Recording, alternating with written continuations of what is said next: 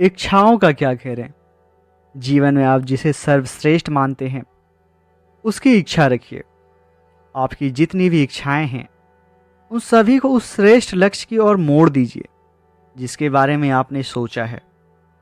जीवन का आनंद लेने या कष्ट भोगने की मौलिक बातें इतनी सी है। अगर आप किसी काम में अपनी इच्छा को शामिल होने देते हैं तो वही आपके लिए स्वर्ग है। अगर आपके अंदर इच्छा नहीं तो वह आपके लिए नरक है। जब भी आपसे कोई काम आपकी इच्छा के विरुद्ध दबाव डालकर कराया जाता है तब आप उस दौरान कष्ट झेलते हैं। यदि कोई चीज सुंदर हो, बहुत ही सुंदर हो, लेकिन आपकी इच्छा के विरुद्ध हो तो वह आपके लिए कुरूप बन जाता है। जिस क्षण आप कहते हैं कि मैं अनासक्त होना चाहता हूं, आपकी इच्छा जीवन का सामना करने के लिए नहीं रह जाती, तब आप अपने लिए नरक का निर्माण कर लेते हैं। ऐसे लोग जिन्होंने अपने लिए नरक बना रखा है वे कभी कभी अच्छी मंशा के बावजूद इस संसार को भी नरक बना देते हैं। आपने ऐसी कई पौराणिक कथाएं सुनी होगी जिनमें ऐसे ऐसे मायावी राक्षस हुआ करते थे जिन्हें कोई देवी या देवता मारना चाहते तो वे अनेक रूप से प्रकट हो जाया करते थे। उनके रक्त की एक बूंद धरती पर गिरती थी तो उस बूंद से हजारों राक्षस पैदा हो जाते थे। दरअसल यह प्रतीकात्मक रूप से उन राक्षसों का वर्णन है जो आपको अंदर ही अंदर परेशान करते रहते हैं। आपके भीतर पलने वाली, आपके भीतर पैदा होने वाली इच्छाएं और आपकी लालसाएं बिल्कुल ऐसी ही है।